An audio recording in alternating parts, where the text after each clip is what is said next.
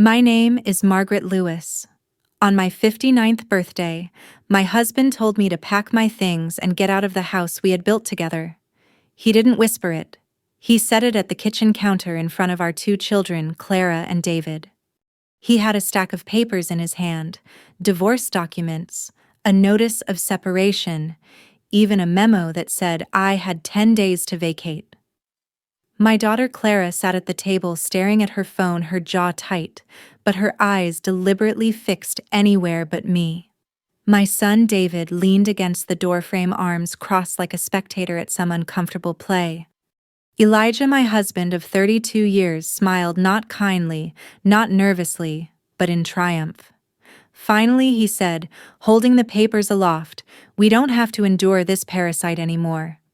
That word parasite sank into me with the weight of a stone. For a moment, I couldn't even blink. I thought of the payroll ledgers I'd balanced until midnight, the invoices I'd chased down, the supplier calls I'd handled for his company, Lewis & Sons Builders. I thought of the soccer games I attended alone when he was too busy networking, of the mortgage payments I made, sure cleared, while he was chasing bigger contracts. Parasite. Clara gave a nervous laugh, small and brittle. David just stared at the floor. Elijah slid the papers across the counter. "Just sign. You'll keep the Honda. That's more than enough for you." The Honda. A 15-year-old sedan with a heater that barely worked. That was his measurement of my worth. I should have screamed, demanded answers, pleaded with my children. But what came out instead was a cold, clear sentence I didn't recognize as my own voice. "There's nothing left to say." Elijah tilted his head, eyebrows raised. "That's it.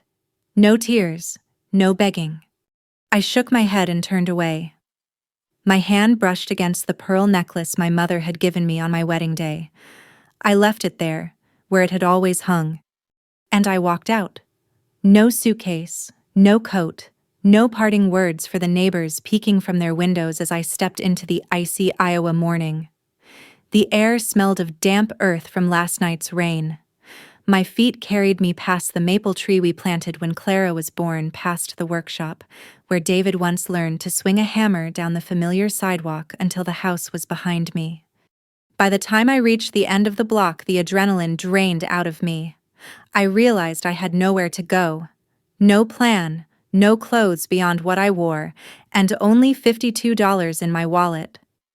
Every joint account was in Elijah's name, every credit card tied to him. My phone buzzed in my purse, friends sending cheerful happy birthday texts. I couldn't bring myself to answer. I walked another mile before ducking into a diner, the same one we had eaten at 100 times as a family. The waitress Debbie looked at me with kind eyes. "Rough morning?" she asked gently. I nodded, unable to form the words. She poured me coffee without asking, slid a menu across, and squeezed my hand before moving on. I held the mug in both hands, soaking in its warmth. The smell of bacon and hash browns filled the air, ordinary and grounding. I tried to convince myself this was shock, that maybe Elijah had just lashed out, that it wasn't real. But deep down, I knew this wasn't sudden. He had planned it, and Clara and David had sat silent. I stared at the steam rising from my coffee until it blurred my vision. Then I opened my purse, pulled out a cheap spiral notebook I'd been using for grocery lists, and wrote 3 words. Where to start? It wasn't a strategy, not yet. But it was a beginning. The first night after I left my house, I slept sitting upright in the driver's seat of that old Honda. Elijah thought was more than enough for me. The engine ticked faintly as it cooled in the empty supermarket lot. My coat was too thin, and the March wind seeped through every seam. I'd left with nothing more than my purse, that spiral notebook, and the clothes on my back. At dawn, my body ached from the cramped position. I drove aimlessly until the gas light came on, then pulled into a station and filled only $10 worth. Every swipe of my debit card felt dangerous. What if Elijah had already frozen the accounts I couldn't afford to find out? I knew I had to think practically. I wasn't the type to break down in the street and wait for rescue. I had lived through leaner years, When Elijah was first trying to get Lewis and Sons Builders off the ground, I stretched every paycheck, clipped coupons, and balanced ledgers down to the penny. If nothing else, I had practice at surviving on little. By mid-morning, I walked into a small branch of the county credit union. The carpet smelled faintly of dust and toner. Behind the counter sat a woman in her 60s with kind eyes and a name tag that read, Phyllis. I need to know what accounts are in my name only, I told her, lowering my voice. She tapped at her keyboard, her painted nails clicking against the keys. You still have that personal checking, Mrs. Lewis. Looks like about $2,600 in it. Relief washed over me. It wasn't much, but it was mine. Elijah had probably overlooked that little account, the one I'd opened years ago before merging finances after our wedding. I withdrew $200 in cash, folded the bills into my wallet, and made a mental note: keep quiet, keep careful. From there, I drove to the downtown library, a place I hadn't stepped foot in for years. Rows of books towered around me, their smell of old paper and glue oddly comforting. I took a seat at a public computer and typed into the search bar short-term housing, Iowa cheap, month to month. A few clicks later, I found a listing for a small extended-stay motel off the highway. The kind of place traveling salesmen used, with weekly rates and cash payments accepted. It wasn't much, but it offered 4 walls, a lock, and a bed. The manager, a man with thinning hair and a mustache that drooped like punctuation, barely looked at me when I handed over the bills for a week's stay. Room 112, he muttered, sliding me a key card. The room smelled of bleach and fried food from the diner next door. A floral bedspread covered the mattress, the pattern faded from 1,000 wash cycles. I set my purse on the dresser and sat on the bed. For the first time since leaving, I let out a long, shuddering breath. I should have felt defeated. Instead, something unexpected stirred in me, an ember of determination. Elijah thought I would crumble, that I would beg, that without him, without the company, I had no identity. But what he forgot was that I had been the one keeping Lewis and Sons Builders afloat for years. He chased clients and shook hands, but I was the one who knew the balance sheets, who managed supplier relationships, who negotiated payment terms when cash flow ran tight. I pulled out my spiral notebook and started listing assets and allies, just like I used to when the company faced lean quarters. Cash on hand $250 after motel and gas. Personal checking $2,400. Car 2008 Honda Civic, old but dependable. Skills: bookkeeping, contract review, supplier negotiations. Possible allies: Carlos, warehouse foreman; Debbie, waitress at diner; knows local gossip; Phyllis at the credit union. It looked meager, but it was something. That night, as I tried to fall asleep to the hum of the motel's ancient heater, memories of the betrayal replayed in my mind. Clara's forced laugh, David's silence, Elijah's smirk. The word parasite echoed louder than the trucks passing on the highway. I thought of calling Clara, of asking her why she didn't defend me. But another thought intruded. What if she truly agreed with him? What if years of Elijah's narrative had shaped her perception of me as nothing more than dead weight? I turned off the thought like a light switch. Not yet. Not until I had something solid under my feet. The next morning, I dressed in the same clothes, washed my face in the cracked bathroom sink, and drove to the warehouse of Lewis and Sons Builders. I didn't go inside. Instead, I parked across the street and watched. Trucks pulled in and out, forklifts beeped, and men carried stacks of lumber. Through the wide office windows, I could see Elijah moving briskly between desks, his posture puffed up like a man who believed himself victorious. Beside him walked Patricia Hale, the widow from church, who'd attached herself to him at every service. Her red coat was a beacon against the dull gray of the office walls. So it wasn't just business. He had lined up someone else before I was even out the door. I gripped the steering wheel until my knuckles whitened. The sight stung more than I wanted to admit. But it also clarified something: this wasn't only about humiliation. He was reorganizing the company itself, our company, as if I had never existed. I drove back to the motel, sat on the bed with my notebook, and added one more line under possible allies. Truth. If Elijah and Patricia wanted to rewrite history, I would remind them and everyone else of the reality, quietly, methodically. I wasn't ready to fight yet, but I was ready to prepare. The days at the motel blurred together at first. The hum of the highway outside my window became a kind of clock semis growling past at regular intervals. Each night I lay awake staring at the ceiling tiles, my thoughts looping back to Elijah's words. Parasite. It burned more than I wanted to admit. On the fourth night, I couldn't stand the stillness anymore. I slipped on my shoes, grabbed my notebook, and drove to the industrial park where Lewis & Sons Builders kept its main warehouse and offices.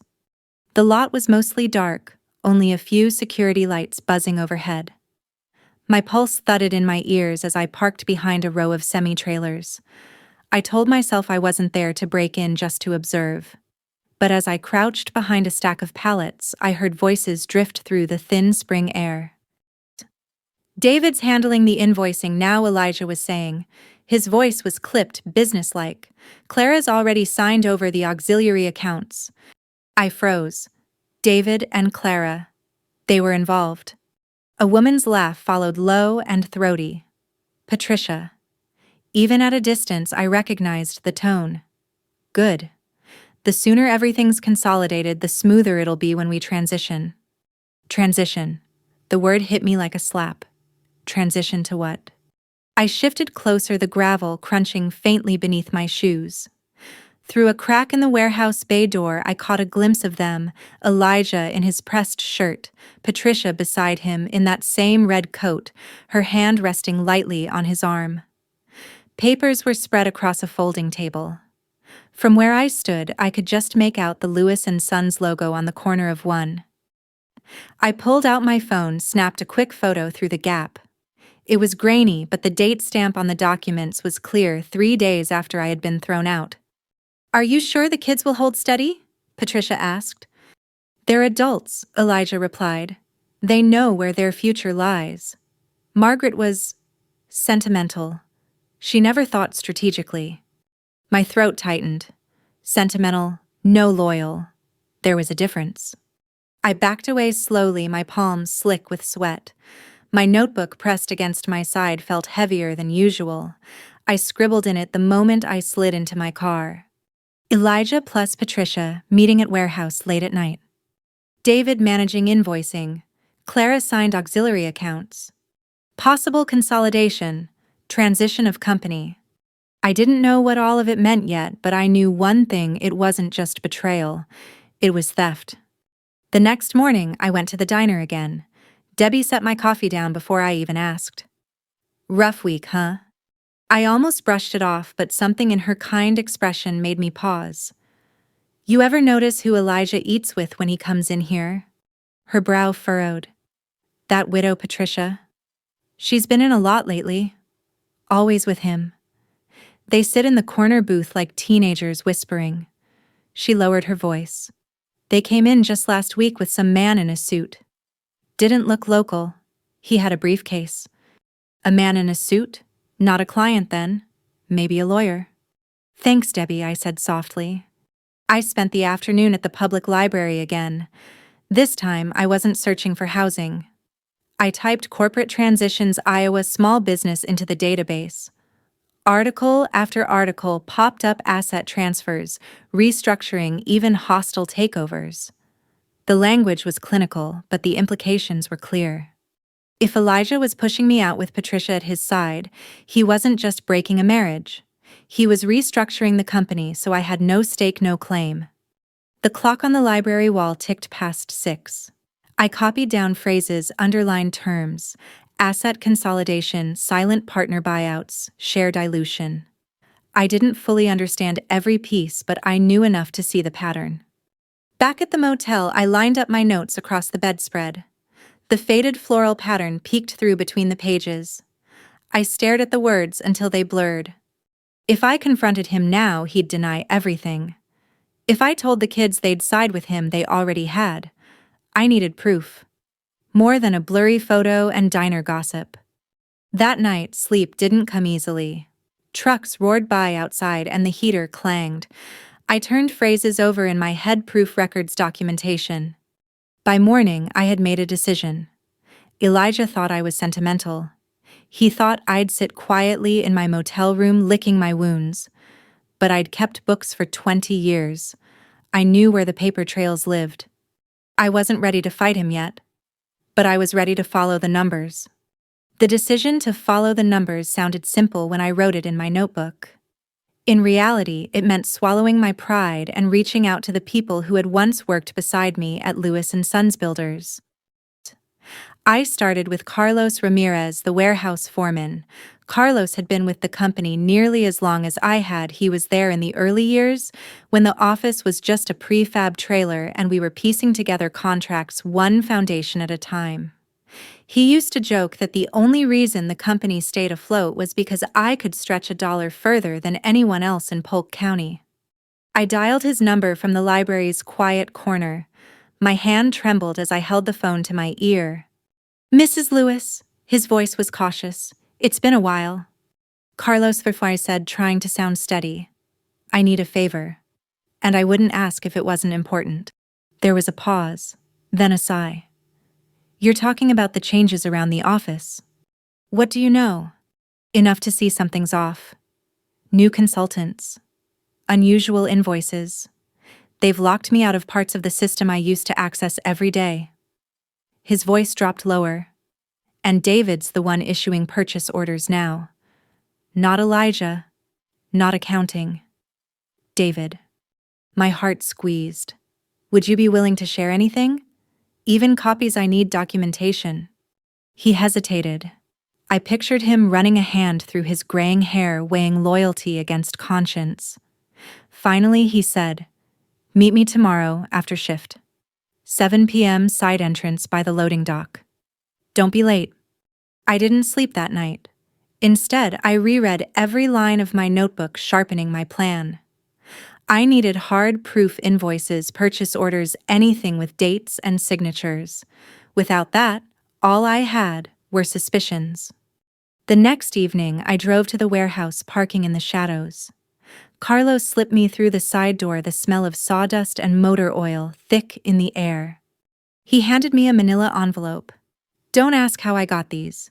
Just be careful." Inside were copies of invoices and transfer memos. Several bore Elijah's signature, but what struck me most was David's name. Dozens of transactions approved under his login. Some were to vendors I recognized, but others were strange Lawson Advisory LLC Heritage Resource Group entities that hadn't been on our books before. I traced one line with my finger: $42,000 consulting fee, Lawson Advisory LLC, signed by David Lewis. My stomach turned. Patricia. She wasn't just whispering in Elijah's ear, she was siphoning money through shell contracts using my children's signatures as cover. "Why would David agree to this?" I asked softly. Carlos shook his head. "Hard to say. Elijah's been talking about legacy, about how this is all for the next generation. Maybe David bought into it." I gathered the papers back into the envelope, holding it tight against my chest.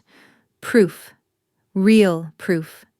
The next morning, I took the documents to Marlene Ortiz, a lawyer I knew from church. She was in her late 40s, sharp-eyed and practical, with a reputation for handling small business disputes. Her office smelled of coffee and old case files. I laid the envelope on her desk. "I think my husband is restructuring our company behind my back, using our kids. And this woman, Patricia Lawson." Marlene flipped through the papers, her lips tightening. "These signatures, David's, Clara's.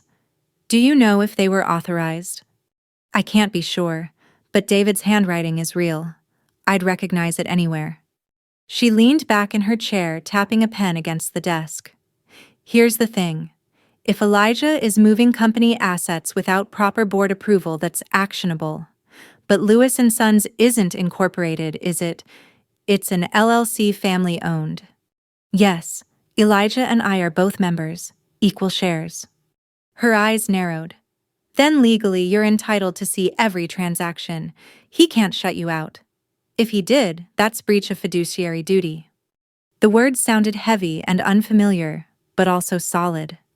Breach of fiduciary duty. Something I could hold on to. What do? I asked. She pushed the envelope back toward me. First, don't let him know you're looking. Second, we'll file a preservation letter. That'll force them to freeze records. No shredding, no deleting. And if we find misappropriation tied to Patricia's LLCs, we can petition the court for an injunction. I felt a flicker of hope. Not vengeance, not yet, but a path forward. That night, back at the motel, I spread the invoices across the bedspread the same way I used to spread bills across the kitchen table when the kids were little. I highlighted every vendor I didn't recognize, circled every date that lined up with Patricia's sudden presence in Elijah's life. The picture was becoming clearer. Elijah thought he could erase me, but he forgot that numbers don't lie. And for the first time since my birthday, I felt steady enough to breathe. By the time I returned to the motel that night, the manila envelope of invoices felt heavier than a brick in my hands. It wasn't just paper, it was leverage. Proof that Elijah wasn't simply cutting me out emotionally. He was rearranging the bones of Lewis & Sons builders with Patricia Lawson pulling the strings. I spread the copies across the bedspread again, this time with fresh highlighters I'd bought at the dollar store. I circled every vendor name I didn't recognize, drew arrows between amounts, and wrote dates in the margins. One line glowed like a warning flare. Heritage Resource Group, $58,000, Asset Optimization Consulting, signed by David Lewis. Another, Lawson Advisory LLC, $42,000, Strategic Fee, approved by David Lewis. And then a set of transfers labeled simply Auxiliary Accounts, Clara's signature. I stared at the loops of her handwriting until my eyes blurred. My daughter. My baby girl who once left sticky notes on my desk in the office with doodled hearts. Now her name sat beside transactions I didn't understand. Was she complicit, or had Elijah convinced her it was all legitimate? The next morning, I brought my notes to Marlene's office. She had cleared a section of her desk, laying out the invoices like puzzle pieces. Her assistant brought in a pot of coffee, and for the next 2 hours we combed through line after line. See this? Marlene tapped the invoice to Heritage Resource Group. That entity is registered in Delaware. No physical address listed. Classic shell. I felt my stomach twist. And the one to Lawson Advisory. That one's right here in Iowa. Patricia Lawson is the registered agent. Looks like she set it up last year. So she's billing the company directly. Marlene nodded grimly. With David's approval. That's more than suspicious. That's misappropriation. Her words landed like a verdict. I wasn't crazy. I wasn't overreacting. This wasn't just betrayal, it was fraud. We'll need to hire a forensic accountant, Marlene continued. They can trace whether these funds were legitimate expenses or siphoned off. Once we have that, we can petition for an injunction. It won't be quick. These cases can drag on. How long? I asked. Months, maybe a year. But with the right records, the court will see through it. I closed my eyes briefly. Months. I thought of the motel's thin walls, the smell of bleach and fried food. Could I last that long? Marlene said gently, "You've already lasted through worse. This isn't just about revenge. It's about protecting what you built." I nodded, the truth of her words settling into my chest. That evening, I called Carlos again. Did Elijah or Patricia ever bring in outside accountants? He hesitated. A guy with wire-rimmed glasses came by 2 weeks ago. Said he was auditing. Carried a laptop everywhere. Didn't talk to any of us, just sat in the conference room with David and Clara. My pen scratched across the notebook. Did you catch a name? No, ma'am, but he drove a Lexus with Nebraska plates. That stuck out. Nebraska, not our usual auditors. Another piece of the puzzle. Back at the motel, I propped myself against the headboard and scrolled through my phone. Clara's social media page was active, smiling photos of her at brunch. David tagging her in a post about exciting new ventures. Exciting new ventures. My throat tightened. I typed a message to Clara. I love you. Please call me when you can. Then deleted it before hitting send. It felt like shouting into the void. Instead, I returned to the invoices. Numbers didn't lie. People did. I cross-referenced the dates of the Heritage Resource payments with shipments logged in Carlos's notes. 2 invoices showed outgoing lumber orders, but the amounts didn't match the company's usual pricing. Thousands of dollars short. Assets were being sold below value. It wasn't just siphoning money through fake vendors, it was bleeding the company from both ends. Patricia was orchestrating a hollowing out. I thought back to when she first started showing up at church. Always perfectly dressed, always finding a way into Elijah's orbit. A widow, she'd said, with years of experience in strategic advising. At the time, I dismissed it as lonely chatter. Now I saw it for what it was, a strategy. Not of grief, but of acquisition. 2 weeks after Marlene filed the preservation letter, a thick envelope arrived at her office addressed to me. Inside were bank statements from Lewis & Sons records that Elijah had tried to keep from me. I spread them across the desk beside the invoices. The patterns lined up deposits from clients followed by large transfers out to Patricia's LLC, and then payments to Heritage Resource Group. Circular, Marlene muttered, tracing the arrows. Money goes in, gets rerouted, then disappears. Classic laundering scheme. She's bleeding the company. I felt a chill run through me. Not only was Patricia manipulating Elijah, she was using my children's signatures as cover. I whispered it aloud just to hear the truth of it. She's destroying everything we built. That night, lying in the motel bed, I realized something had shifted inside me. This wasn't about whether Elijah loved Patricia. It wasn't even about my marriage anymore. It was about the company. About the decades I'd spent keeping it alive, balancing the books, stretching dollars. It was about Clara and David, who were being pulled into a scheme they barely understood. And it was about me, about reclaiming my place not as Elijah's wife, not as a parasite, but as what I truly was, the backbone of Lewis & Sons Builders. For the first time since my birthday, I didn't just feel wounded, I felt resolute. By the time April rolled around, spring was teasing the streets of Des Moines with warm afternoons and chilly evenings. I had been living at the motel for over a month. The wallpaper in room 112 had started to peel at the corners, and the rattle of the heater felt like background music to my life. But I wasn't idle. Each week, Marlene and I pieced together more of the financial web Elijah and Patricia had spun. The preservation letter she filed had worked. Elijah couldn't quietly shred or delete the records now. Every bank statement, every transfer, every ledger line was under the court's temporary protection. It wasn't enough to stop the bleeding entirely, but it meant Patricia and Elijah were aware someone was watching. And they weren't happy. One evening, as I was leaving the diner, Elijah himself stepped out of a black SUV parked near the curb. Patricia was in the passenger seat, her red coat draped like armor across her shoulders. Margaret, Elijah said, his tone oily, almost patronizing. This is beneath you. Filing motions, snooping through paperwork. Why drag our children into this? Just walk away. You'll be comfortable? Isn't that enough? I met his gaze, my spine stiff.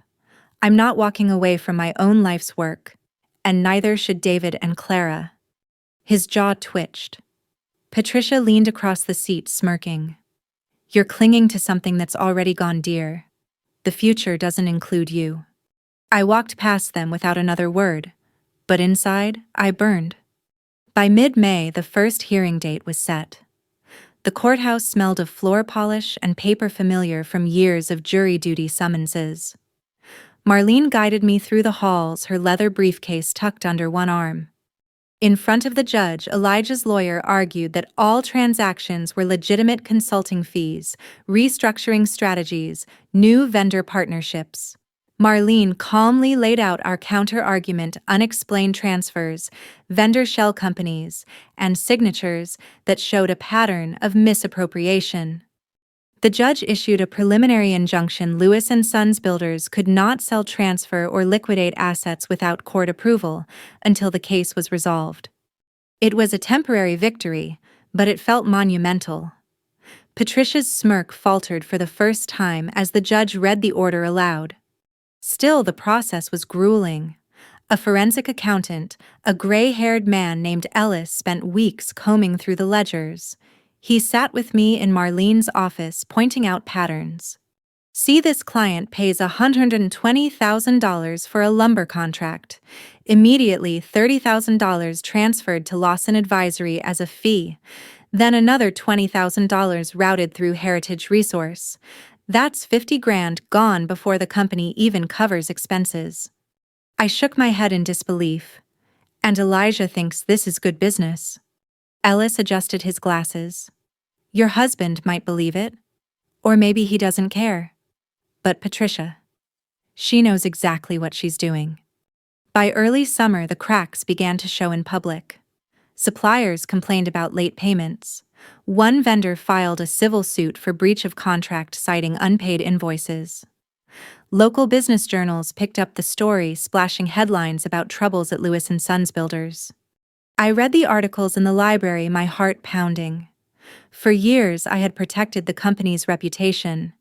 Now it was unraveling, not because of market forces or bad luck, but because of greed. The kids were caught in the middle. Clara finally called me one evening in June, her voice tight with anger. Mom, why are you doing this? Dad says you're sabotaging everything, that you're dragging us into court for no reason. I closed my eyes, willing patience into my voice. Clara, have you looked at the invoices you signed? Do you even know where the money went? A pause. Dad explained it. Strategic consulting. You never understood the bigger picture. Tears pricked my eyes. I understood the bigger picture better than anyone. That company was built on sweat and honesty, and now it's being hollowed out. Don't let them use you to help do it. She hung up without another word. It was like losing her twice, once when Elijah shoved me out, and again when Clara chose his version of reality over mine. David, though, wavered. I caught a glimpse of him outside the courthouse after a motion hearing.